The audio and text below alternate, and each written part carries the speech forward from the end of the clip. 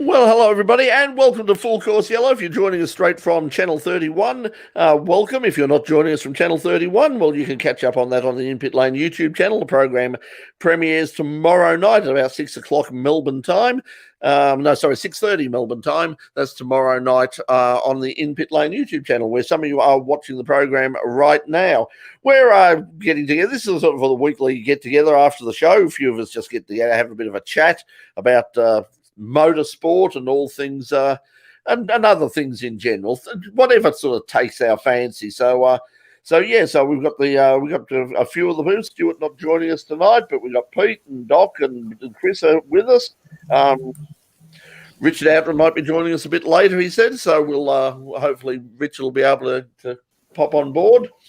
And we'll take it from there. But anyway, so guys, welcome to the program. Remember, if you'd like to make a contribution to the program, if you'd like to ask any questions or make any comments, by all means, just go to the comments either on Facebook or the In Pit Lane YouTube channel. And if you're asking a question, put Q up before that, and that way we know it's a question. If you're making a comment, then just make a comment.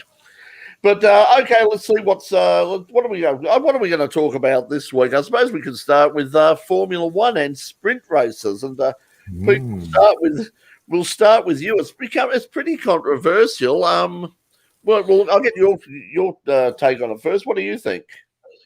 Except for the qualifying on the Friday, it's really it's really what it was back in the 80s, where they're all on the track at the same time for an hour. And qualifying, I don't know that there'll be much. I don't know that it'll spice up the action any greater, because I think however you contrive these things, the same people always rise to the top. So I think you'll still get the same results. You'll still get your Max Verstappen's and your Lewis Hamilton's and all up the top. I think the thing that they're worried about with it is the fact that they're people are not going to try, even though there's points on offer to encourage people. They're still not the main event, and I suppose the only thing they're hoping for is that perhaps some of the midfield teams will go that little extra bit to and basically just throw everything at. Yeah, just throw everything at that qualifying race and have the 5 minutes of fame while everybody else concentrates on the main game tomorrow. But I can see why they're doing it. It makes a lot of sense from a television point of view. I mean, it now means that if they were doing it, I don't think they're doing it at Adelaide at Albert Park, but. If you look at it, I mean, it gives you 3 days of, you'll get actual qualifying on Friday. So there's a reason to go Friday. You'll get an actual race, which will mean something for Saturday. And then you get the real race itself on the Sunday. So, You've got to give it a go. I mean, as a concept, you can't blame them for trying. They've got, it's got a little bit outdated, a little bit boring. To a certain extent, a bit mundane. And yes, it does have its detractors. We've tried this 15 years ago. We're doing this. We're doing that. But you've got to give them points for having a go and trying to do something different. Because if you look at the whole range of qualifying options that they could go, they start going too much outside the square. They're going to cop a lot of criticism, and they'll lose viewers and lose sports enthusiasts. So I think they've got to give something a go at least. And, if it doesn't work, they can pull the pin on it by the end of the year or start something else again. I think that's why they're... Go on, Pete. Sorry. I think you might be right, Brett, because what happens in the races, the ones that have no hope of getting a podium often whack in the last few laps, whack a set of softs on and go for the fastest lap and get the point. So I think you'll see that sort of thing happening in that Saturday race. Yeah, I think that's what we would hope for. I mean, because the original plan, of course, was that they wanted originally they wanted a reverse grid race, and that would have really sort of thrown everything into chaos. But it also would have been very expensive, and it would have a lot of damaged cars probably, and a lot of sort of ringside with the wrestlers. Well, that's one of those too far out there concepts that they could have come up with and gone too far. So they're tweaking a little bit. They're trying some stuff that has worked in the past, and they also, as you, you probably maybe know a little bit more about this, Pete. The Constructors' Championship, as we know, is all based on points from the top to the bottom over the years. And look, yes, it's only just at the end of the day, up on the board at the end of the year on where they come in fourth or fifth or whatever like that. But that also depends on how much money is distributed between them and where they land at the end of the year as well too. So it could be the difference between 150,000 to 500,000 where they land because they've got some extra points through qualifying stages throughout the year. Mm-hmm. Yeah. Do we know, Pete, if those extra points for the Saturday race are they just for the drivers or are they constructors' points as well? I think they're for the drivers, but that's I'm the way I really read sure. it. Oh, so it's not constructors. No. Oh, that's a shame. No. I think the main points for the constructors and the drivers are on the Sunday on the race day. Okay. Yeah, as long as it doesn't, lessen the importance of the Grand Prix itself. Because that's the thing I think they were worried about is if we have these, we'll end up having like the supercar scenario where you'll have 3 races on a weekend or something like that. And it'll be like and as I said, it's from reporting it for mainstream media, that was always the thing. It was like well, who won the big race? Well, there were 3 big races, and that doesn't cut it. Then a Grand Prix needs to be one event. It needs to be one race, and that's it. I can understand why they're offering points in order to make people try harder, but I would have thought that just having a good starting position would have been reward enough, and perhaps like IndyCar or something, perhaps give 1 point for the winner or something, but 3 points, is a lot. And if you've got somebody like a Lewis Hamilton, who is having one of those years, then it could mean that the championship is going to wrap up a whole lot quicker than it normally would have, because if he goes through and wins a whole lot of races, or anybody wins a whole lot of races, plus they get the if it becomes a regular thing, plus an extra 3 points per round as well. You only need sort of to win 3 races. That's basically the equivalent of a Grand Prix. So, yeah. Do you think it'll put any more pressure back on the teams themselves, though, just from the top to the bottom down, where they have to perform throughout the new concept of qualifying, or the 1, 2, 3, and then obviously the sprint race on the Saturday also setting the grid? Do you think it's actually going to put a little bit more pressure on the teams? And of course, then more mistakes could happen. The drivers are out in the track. There's been lots of fateful errors made over the years, only for the car, where you think someone's going to be top 5 or they should be top 4, and suddenly they're down to 11th or 12th, and they're out of the starting grid in the top 10, and they're going to make their way through the grid in the first lap or 2, and they're up 2 or 3 positions, and they get driver of the day. So they're trying to add a little bit more excitement to it as well too. But it has caught a few out over the years because they've made a mistake at the wrong place at the wrong time. It'll certainly put pressure on the teams if they have if they're involved in any incident on the track on Saturday. They're basically under parc fermé conditions. I think if they have a crash, they're going to be allowed to make some repairs, but they'll have to start obviously from the back of the grid. So that's why they're going to have to be really careful. They can't just say, let's go hell for leather on this, because if they, I wouldn't be arguing too closely over a position in the qualifying race. If I thought it was going to lead to sort of some damage on my car, I'd be just sort of saying, no, you want it more than me, mate. You go in front of me. I'm not going to damage the car. Team manager Brett Ramsey says you need to go for a measured approach. Yes. Yeah, that's what you'd be telling your drivers, especially midfield drivers, is just saying, multi-22. I want that. Go out, but be careful. Get the best position you can, but don't take any risks. Tomorrow is the main game. This is this is bread and circuses. Cross fingers, that's all right. And the last 2 races, the trend has actually been in qualifying. It's been really interesting in Q1. They've waited all of them have waited really late to set their times. They always cut a fine line, but if you reckon they've just they're borderline at the moment, are they, Peter? Yeah. That can catch them out too. Yeah.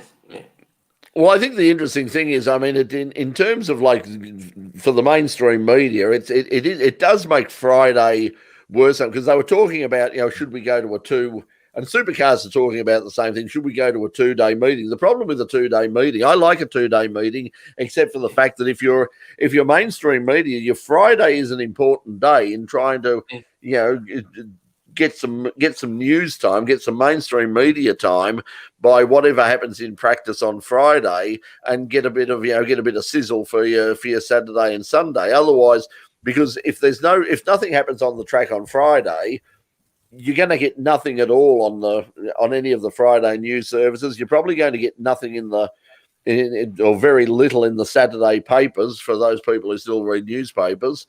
I think that it's so I think 3-day meetings from a marketing point of view are much better, and now there is a real reason to report it. It won't be just it's only practice, we don't need to worry about that. Now there is actually a news story, a hard news story coming out of Friday that really does need to be reported. Yeah, well, it's going to say, instead of being dropped off the ledge, and it's 20th cap off the list, it might be now in the top 10 incidents that need to be, especially if someone loses a car or one person, someone takes somebody else out. Oh, controversy! All hell breaks loose. There's a news especially item. if they're teammates. Don't you said it, Brett, not me. Don't you? But you put the mods on them, not me. No. Who wants to be first on that podium? Yeah, let's have money. And who takes out? Who wants to go to that team briefing? I don't know about you. If I'm setting the book at the moment, I'm starting out with Red Bull as hot favourites, and I reckon McLaren mightn't be too far behind it too. I mean, between Lando and Danny Rick, I think they're. I reckon you get pretty short odds on George at the moment too. He's in good form. I know he's got his supporters out there.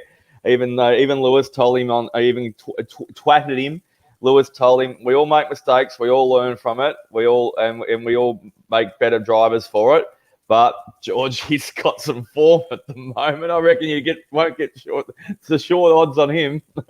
The one thing is, George has probably got it well over his teammate, especially in qualifying. So he's not going to have too many arguments with the teammate. But I mean, there are all these questions that come up now that make it sort of more interesting from the point of view. So I'll be looking forward to it. I'll certainly be watching all 3 days, because I'll admit now, I mean, sometimes on the Friday, if I've got other things to do, and and I've got a big weekend of of viewing ahead of me, sort of thing, I might just, it's like, I'll catch up on practice tomorrow, or I'll have it on in the background and I won't take any notice of it.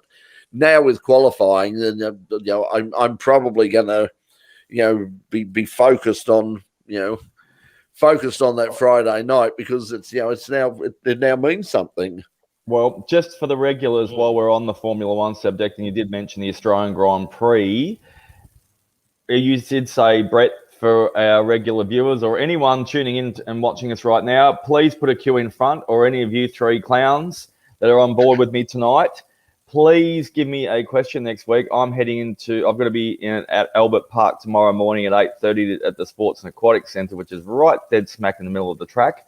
So I'll be able to have a quick look around, because I'll be there most of the day, and tell you what's going on and where things stand as far as Albert Park go, or any works, or if there's any concrete barriers up, or how it's looking. So, because we all know it starts months out. So next week, when we're doing some FCY, I'll let you know on what I see and what I don't see. Andrew Westcott's aiming for about 5 months out to start the build. And so when November's the 11th month, back to the 6th. And I think they're already doing roadworks there, aren't they? I heard they already are too. That's why I want to have a look. Resurfacing the track, but in terms of putting the barriers up and everything, he wants to start that sort of 5 months out. Okay. Yeah, it'd be interesting to see also about whether we go, because I don't know. I mean, I think I mentioned this last week, and I haven't been able to. Nobody's got back to me.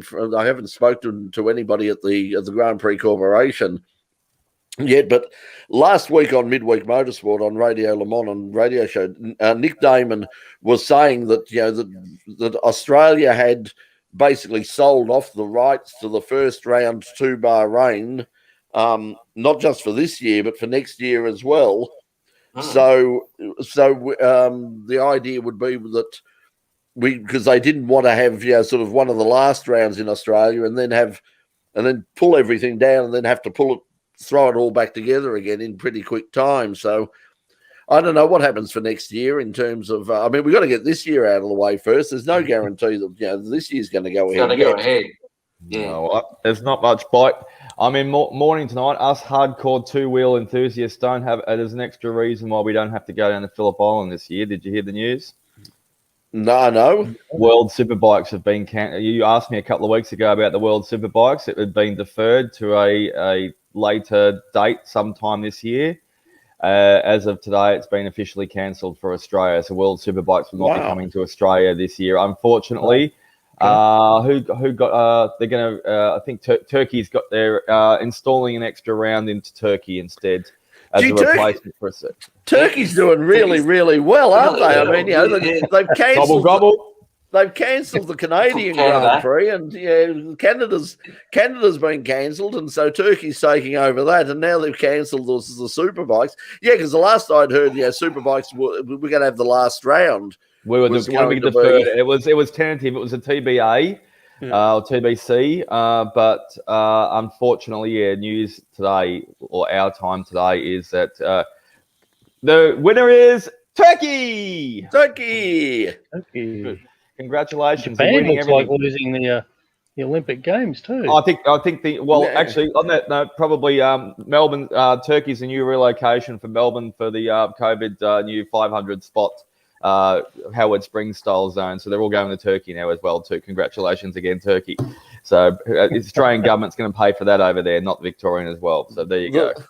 The thing is, last time I heard Turkey was still riddled with it as well. They were battling big time, still with COVID. So I mean, I don't know why but probably the government over there are saying, well, we don't care. Just COVID, throw the money not around. our problem. Lots of money. It's a good circuit. It is a good circuit. It's one of the better Herman Tilke designed circuits is Turkey. So that'll be good. Of course, coming up, we've also announced this week, Doc, you've got the thing about S5000, announced this week that next year's or later in the season, the next season of S5000, there will be a 3-round international sort of series within a series, which will take in the Bathurst International, the Gold Coast Street Race, and also the I think it's Sandown is the first round. So there's going to be 3 international, and then there'll be sort of a bit of a break, and then 3 races possibly in January or February. So it'll go over the summer months. God bless ARG Group. They're giving Sandown some glory. Gold Coast are going to have something to go up into the flats and look over the racetrack for again properly, and get it out there. It'll be great to see big open wheelers on the track at the Gold Coast again. It's not the original track, but it'll be fabulous. I mean, because the Indy car was fantastic at the Gold Coast. It was an awesome meeting, and it was such a shame that they decided, and it was sort of their decision. And according to Will Power said a couple of weeks ago, he felt that talking with Roger Penske and people over there, that they would definitely never come back to Australia again because their focus is purely and simply on the United States market and the North American market. The time zone situation is a big problem. In fact, I saw something today from a media buyer talking about sort of the growing popularity of Formula One in America, and they said one of the big problems were the races in Australia, China, Japan, all of those that fall into really bad times for the American market because just absolutely nobody watches them because of the time zone. So that's why they didn't do they weren't keen on bringing IndyCar back to the resurrecting Gold Coast. Resurrecting the old Gold Coast. Look, and don't get me wrong, the Queensland government, the federal government chipped in a few bucks as well too. It'll always run at a loss as far as the cost of it, but what it did for the economy and what it did for tourism and what it did for the world stage of putting Gold Coast, I imagine for years afterwards, because of it, people would still come to Australia and to the Gold Coast for it. So you can never measure the dollars that they spent on it for the cost of it to bring it out here, what it really did. So the only, I suppose them as a conglomerate had to look at the, as you said, the time zone and whether they really made money on it and whether it was probably, they could probably make a bit more, few buckaroonies out of it by staying back at home in America for a cost-saving measure rather than actually spruiking it to the world. So you never know. Things might change in 5 to 10 years. We might have we might be able to travel freely around the world again. And someone might say, in charge over there, we'll look at it. And someone in Australia might say, we want you. And they could get together and over a gold, a 4X gold and say, we might come over. So, you can only, as I said, I'm only dreaming, but as you said, Brett, as well too, it'd be great to see the open wheelers screaming around the track, because that's the other thing too, is not just the atmosphere as well though too, is the acoustics. They are loud with all those buildings around. If you've been there like you have, Brett, yourself, I'm not sure if you have, Pete and Richie yourselves, but I've been there. I went there many a times and bought many a cap and shirt and the polo shirts that they had on sale and wear them proudly, because the thing would just, it'd be like a cauldron of sound because of all the buildings around you. The one thing that they did, which supercars by themselves are never going to do, and it's the one thing that the Gold Coast and the Queensland government really wanted out of that event, which they don't have anymore, is that international exposure. Because as a even though it was a North American series, when you were in the media centre. The media centre was, there were lots of American journalists there. There were lots of Australian journalists there, but there were also plenty from New Zealand, lots and lots from Japan, quite a few from, Singapore, Indonesia, other parts of Southeast Asia, right across that sort of area. Some people from Europe. So it did bring a lot of people, a lot of attention, and a lot of people from overseas who came in to the Gold Coast and sent those pictures around the world of scantily clad women hanging out over the balconies cheering on the cars. And a lot of people one of the Americans said to me, we're getting into snow season now in America. There's going to be a lot of people in America looking at that and going, I got to, next year I've got to be there. Yeah, it did. But as you said, Asia, but the exposure to the Asia Pacific in general was just great for Australia, and everyone wanted to be there. And you made a 4-day of it as well too. You wouldn't just turn up on the Saturday and go into the Sunday unless you were desperate and you were hard up to having to do work. I know myself and plenty of other people. You'd fly in on the the Thursday, and then you wouldn't fly out to the Monday morning. You'd definitely get the flavour, and that way you could enjoy the evening life as well too. Yes, well, it was certainly evening life there. There's no doubt about that. There were several rather famous parties that were attended at the Gold Coast Indies. Shane Moomer, if you're watching, hi, how are you, Shane, the Canadian? Good to see you, Richard. If you're watching, if he's not online yet, but if Richard's watching, he will probably remember those.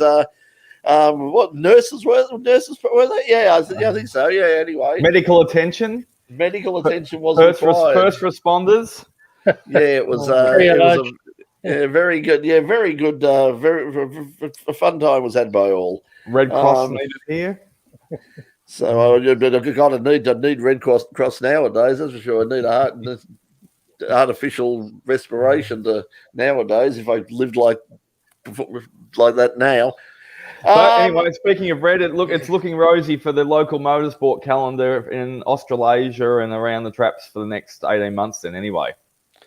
Yeah, well, the ARG have sort of added that extra layer of it. Was that was the bit that was missing. We had a healthy sort of state level. We had a relatively healthy supercar top level. It was that middle level that was sort of floundering a bit. Now that ARG have got involved, there's now like a genuine second tier that is, like a real viable alternative if you don't want to. If you're not involved in the supercars, if they don't fire your boat up or anything, you've got a like a really good series to watch with the TCR and S5000 and the Touring Car Masters, all of those cars that are all of those categories that run as part of ARG.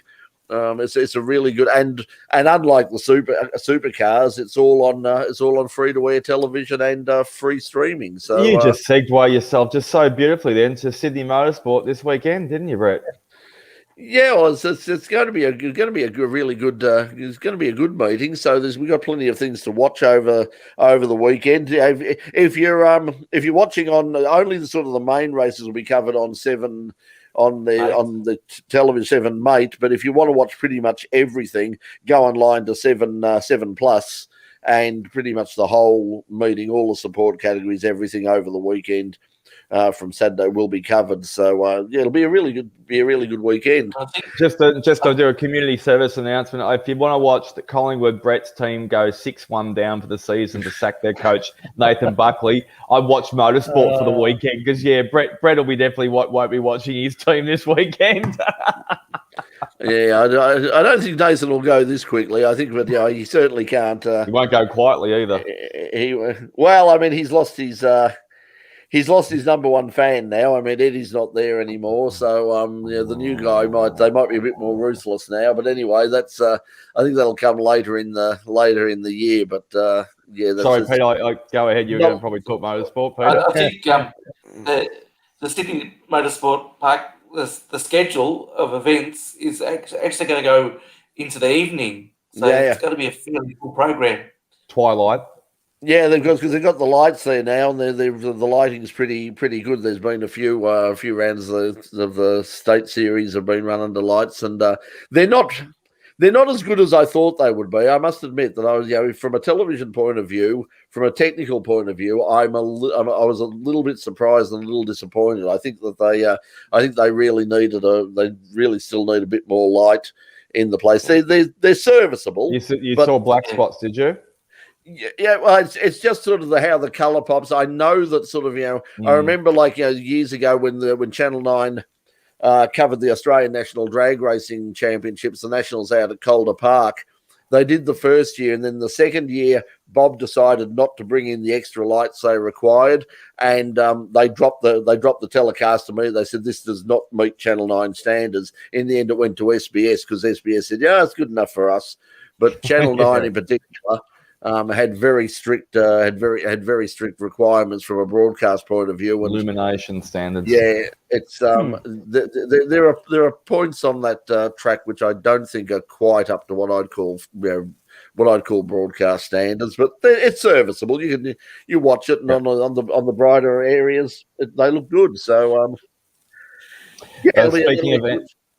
Speaking of entry lists as well, too, I saw the sports sedans entry list as well, the national one today. That's a nice, other than probably a WA regular who everyone's asking where he is, and he's that particular gentleman is building motors over in the WA, and he's just staying home and biding his time. It's a very healthy list, Brett. So you're nodding there?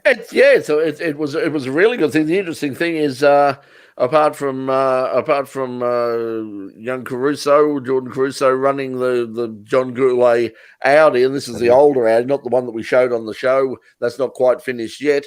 But also interesting to see the name Thomas Randall there in the Saab. So we're getting to see the return of the big Saab, and that's a beautifully constructed car.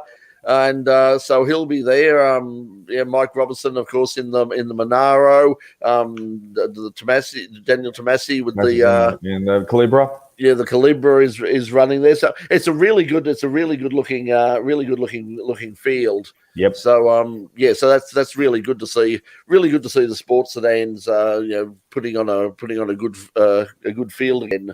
Oh, how enthusiastic are they going to be when they get out there for their first big hit out, and probably in about 18 months, 2 years, against a full conglomerate? It's not going to be a state thing. They are going to be going hammer and tong, and it'll be sheep stations, I reckon, for the first rounds. Yeah, well, they need to be fairly careful because it's one of the things about it's a bit like the old days of Formula 5000. It's great to get all of these big fields and all that, but you get sort of 28 cars start the first race and sort of 24 start the second, and Don't put them all 16 wrong. start the. They're not necessarily the most reliable things in the world because they don't have the huge budgets that like supercars or anybody else has. Also coming up this weekend, the World Endurance Championship at Spa, and oh boy, is it sort of it hit the fan there with the debut of the new hypercars.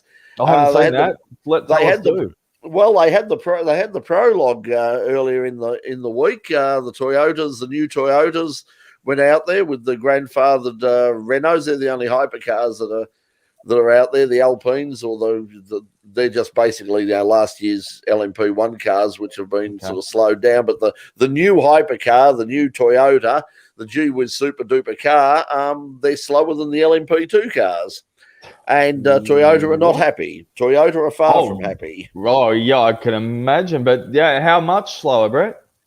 They were quite substantially slow. I think they were. I didn't see the second day, but they were down at about six and eighths in the in there. So they were they're not seconds slow, but they want to be at least seconds faster. They were hoping to be at least a couple of seconds faster. They need to find some hydrogen. Circuits.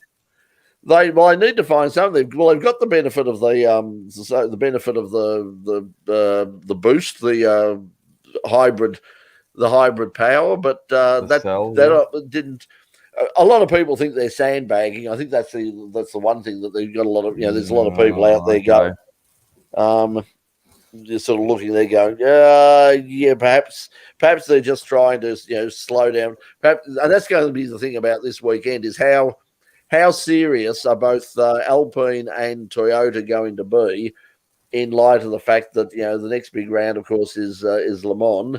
Yeah, and they probably want to get to Le Mans without getting penalties. Without getting too many penalties. So they're dragging the chain quite heavily at the moment. Don't want to send any. Well, they might be. That's going to be the thing. Nobody really knows at this stage, and. But I imagine that they'll be ACO will be a bit worried because they won't want Toyota will not want to hang around that. I mean, seeing their multi-million-dollar investment sort of running around fourth or fifth in behind a bunch of what are essentially spec racing cars run with at least one amateur driver. They're not going to be too thrilled about that, but it'll be an interesting race. So that's coming up on the weekend. The only place I believe you can see it is you have to buy have to go to the FIA WEC website and buy the stream. It's about you can get the app as well too. Yeah, I think it works out to about $9. You can get it's cheaper if you buy the year because let's face it, you're going to want to watch Le Mans anyway. So I'll probably end up buying the year, but I've got the app as well too. But obviously, if you want it to convert it to a some sort of tablet or laptop or notebook, so that way you get a bigger screen from it, and then HDMI it to your TV as well. So it'd be nice if they had a smart TV app or something like that, so you could just pop it onto your TV. I mean, the only way you can get it onto the TV now is to basically Chromecast it or AirPlay it, which means it ties up your computer and. That's not bad, but yeah, it'll be interesting that happens this weekend as well. What about the world of MotoGP, Doc? I've been a bit out of the sorts, but I did see a little bit about the news. Marc Marquez is talking and his team up from the fallout from making top 10, but not consistently up the front. He started okay. Got himself up to third. Just a quick brief rundown again from not last weekend, the weekends before of meet. Just for the Aussie benefits, Jack Miller crashed out. I think it was lap 6, so he's a little bit disappointed. He's got to stop binning it. Don't get into the habit again and start getting the best out of his tyres to make the longevity of the race. And Philip, because otherwise Bagnaia is going to make him look like a fool all season because Jack did it last year all to him. But just quickly on that, Bagnaia's got a 2-year deal. Jack Miller's only got a 1-year deal. So he needs to keep his impression in the right places. with his management and his performances and his results. So going back to Marc Marquez, yeah, he said he was better for the run. He pulled up okay.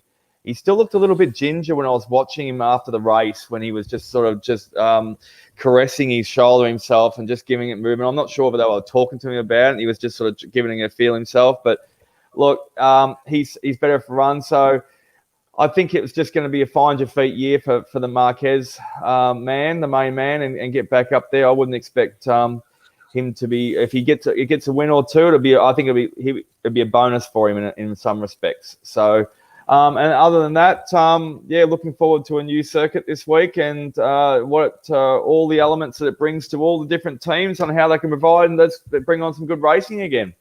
The problem Jack Miller's got in particular in terms with the 1 year deal is that there's certainly no shortage of talent in Moto 2 and Moto 3 at the moment. So they're queuing up to jump in. There's no shortage of talent in Moto GP. I mean, Brad Binder's on the back of a KTM at the moment. He seems to have a whole new lease on life. I don't know whether he's got the opposite to COVID, injected himself with a jab or something like that at the moment, because he's just like a man on fire. Like, I mean, they performed quite well last year during their limited season they had, the KTMs, but they've certainly been overshadowed by the big guns again this year. But he's still riding his pants off, and he's getting up into the top 3, top 5 at some stages in the race. And I can't remember which commentator said it in the last race a week and a half ago, was throughout the race, they're just getting better as well, though, too. So you've got Aprilia there, you've got KTM there, you've got the satellite teams for Yamaha and Honda and Ducati. And as you said, Brett, you hit the nail right in the head. If you come off that bike too many times, or you don't hit those bloody benchmarks, there's someone waiting in the wings to say, I can do it too. Yeah, it's going to be pretty ruthless at that level, and the beauty about MotoGP is it's not about cubic dollars. I mean, of course, in Formula One, it doesn't. There's a lot of people driving in Formula One at the moment who are only there because of the fact they're bringing in bulk money. That's not really the same deal to that extent in MotoGP.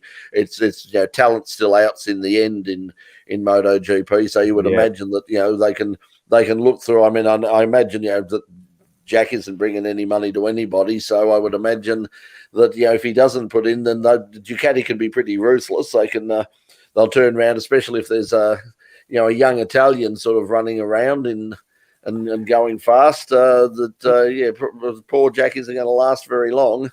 Well, Jack might be eating his humble pie in a sense, because remember I said to you last week when we were talking Full Course Yellow that they did an interview with him and caught up with his likes and dislikes and the pop quiz to him, and when he said Phillip Island was his favourite circuit in the world, but his favourite food was the good old 4 and 20 meat pie. He said that's his favourite food wherever he goes in the world.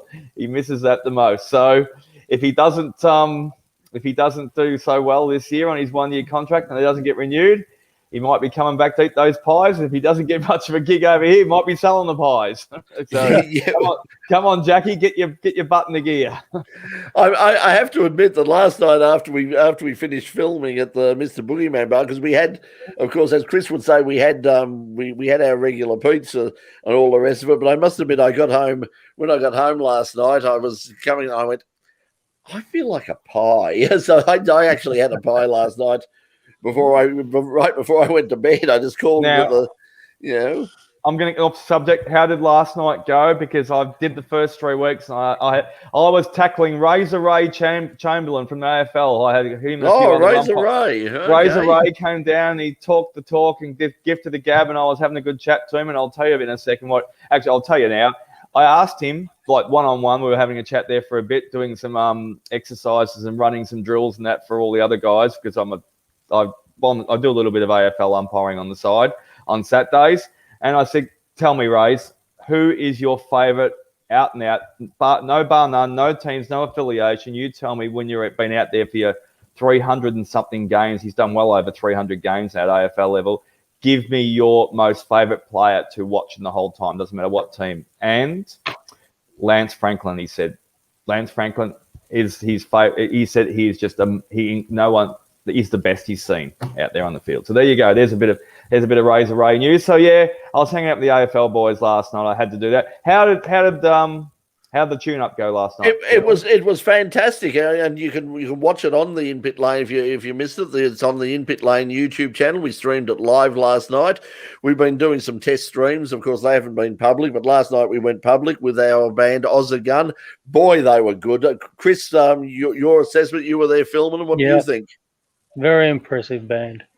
They were fantastic. Yeah, they were just fantastic. And we've also got some bonus because after we finished doing the live stream, there was so much demand. We said, could you do a couple more songs? And they did a whole jam session where they just said, look, we don't have any more. We'll just jam. And they jammed for about 10, 15 minutes. And it was brilliant. It was just, it was just wonderful stuff. And and I'm thrilled to say we've got that, because I said to the guys afterwards, I said how good it was. And they went, yeah, we'd like to see that, because we've got no idea what we played. We just played.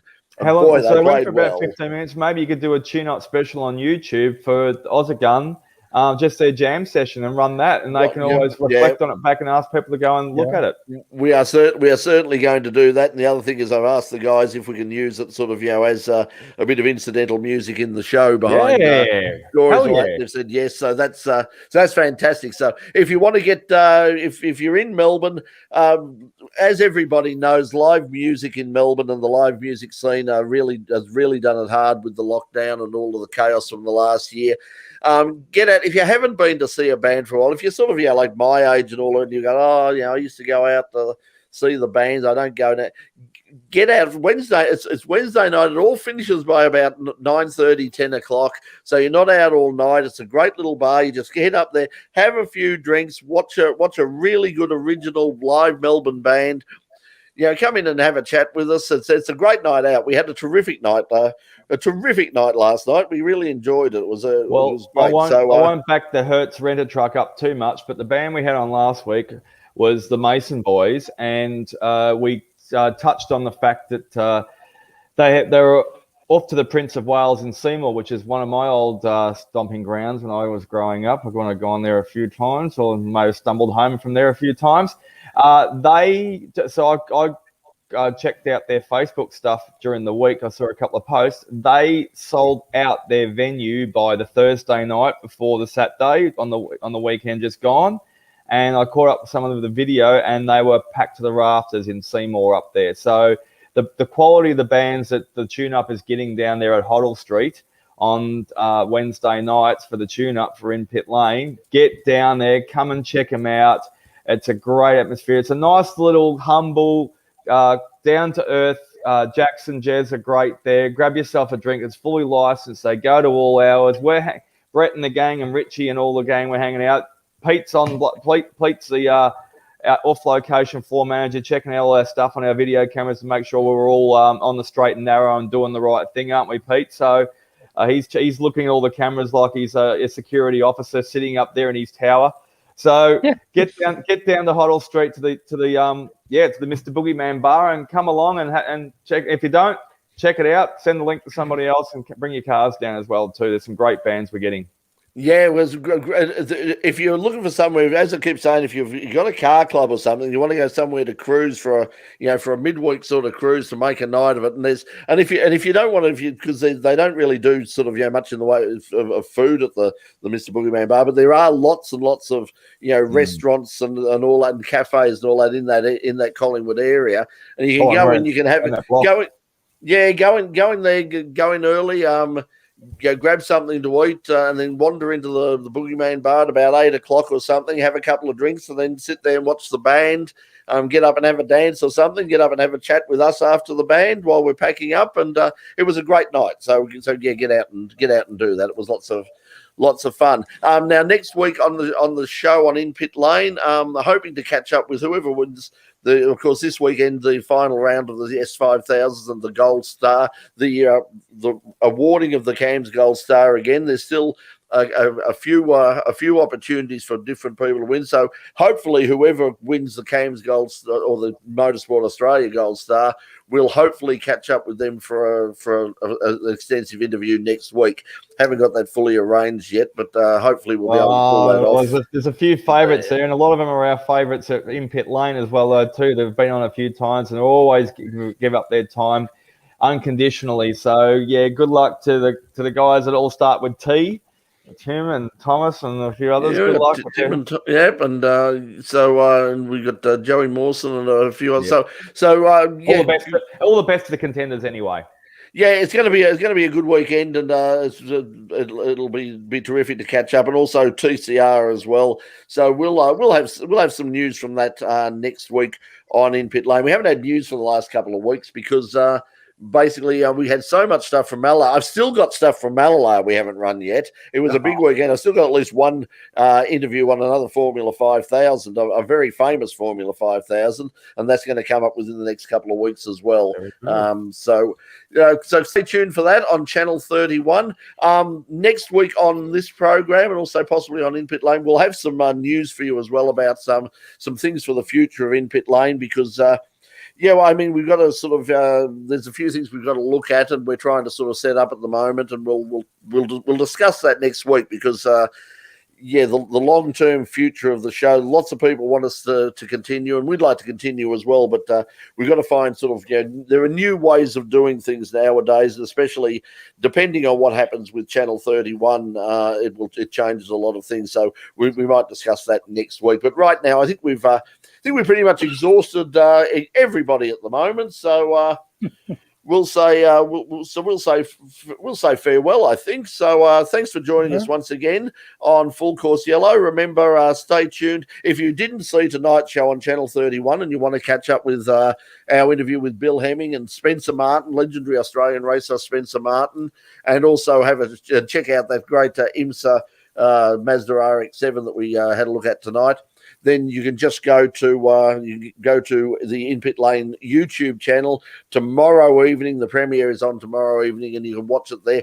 It is our 25th birthday. We don't go into too much thing about that, but as I said tonight, thank you to everybody who's made it possible. There was never any plan of going this far, that's for sure. And to make it to 25 years is just incredible, and couldn't have done it without the help of all of the people who have volunteered their time over the years. All of you guys, people like Pete and Chris, who have been with us for years. Doc just joined us fairly recently. Stuart, of course, has been with us for over 20 years. Darren, Mike Young, all sorts. I could go through.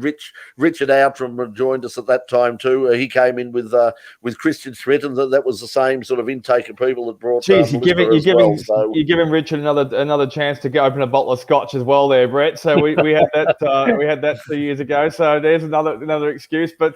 Yeah, no, it is. All those stalwarts that have been going for the last 20, 25 years have put in, Jack's out there doing his speedway these days. He was there for a while as well too. And all those contributors that, there's a lot of, and I think it's all those people behind the scenes that you never see too, that there's been a huge commitment from many times. Yeah, so we know nobody gets paid for this stuff, so it's nice that people come in and it is hard work. I mean, the thing is, a lot of people come in and they have a look at what goes on behind the scenes, and a lot of them are absolutely shocked and horrified that it's not as simple as just going in. I mean, here we're just sort of we're just at home, and even here, I mean, we try to go to a little bit of trouble, but if you come into the studio one night, if we can get back, and we are working on getting back into the studio. If we can get back into the studio, there's a lot of people involved to make that happen. There's a lot of specialized training that goes on to run the equipment in there, and it's great that people give up their time and their energy to make that happen. So thanks a lot for joining us. What you were just saying though, Brett, though, it goes just what someone's going to say though. Have a look at if you grab Richard then while you bring him in. Richard's watching. He didn't get the link, but anyway. So thank you, Richard. As I said, thank you, Richard. I'm just going to quickly say those 25 years wouldn't have even happened because you've been the one that Brett has brought everybody together over those 25 years. As you said, there's plenty of people come and gone. Don't blame me for this. I'm not blaming for you. I'm just saying, look at the effort. in the last, I've done it for 3 or 4 years with you now, Brett. And the times when we've gone down to Phillip Island, it is 1 degree. It is sheeting down rain, and whether it's here or it's Bathurst or it's overseas or wherever you've gone, and you've chased your dreams all over the world, Brett, you've still done it, and you've still got some footage of it, and you still. I've never caught the bloody thing. That's the trouble. I'm still chasing the bloody dreams. That's why I'm going. Oh, I'm not an optimist. I'm just a sucker for punishment. I've got to say, is the reason why that logo up that way, the logo up in that top corner next to Richie, it happens, and all the people and up at the four course yellow up above Brett there, above my head there as well, though too. Yeah. That's the reason why we all keep doing this. You're the man that actually inspires the rest of us to do it and gets the best out of us as well, though, too. So the congratulations really must go to Brett for the 25 years this week as well, because if it would be happening right now, we wouldn't be doing this. And you're always being innovative. You're always coming up with new ideas. You're always trying something, and you're always encouraging the rest of us to get the best out of it. So it's a huge effort for Brett, who's done the whole 25 years, every single minute of it. So well done, buddy. You've really done the whole 25. But it's quite an achievement. It's a huge achievement. For homicide, mate. It's a massive achievement. Yeah, but it is. And look, you've got some very. I suppose you wouldn't swap it for the world, and you've got some absolutely incredible memories. I'd swap it for a dozen bottles of Bacardi, quite frankly. But nobody's going to give it to me. So I've got a few Bacardis. This is the best I've got. I've got a few Bacardis in the fridge, always there for you. You know that.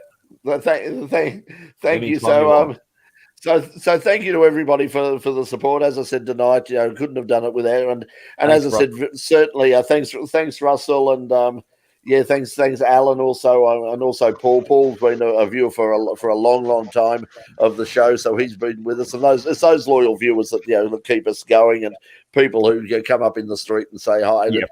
That does keep you going. And things like Malala, just as I said, it was a real tonic to go over there and just getting that sort of that enthusiasm again, which yes, we sort of forget about at times. So, look, thank you to everybody. We'll see you. And as I said on the show tonight, the person who is really responsible for this unfortunately isn't here anymore. And she was the one who made it all possible. And as I said, this weekend, this Sunday is the 2nd anniversary of Melissa's passing. So it's going to be a tough weekend, but I know she'd be very proud, and she'd be very thankful to all of you guys for your support as well. So thanks a lot. We'll see you next week on the program, whether it's on Channel 31 with another edition of In Pit Lane for our 26th year. Oh God!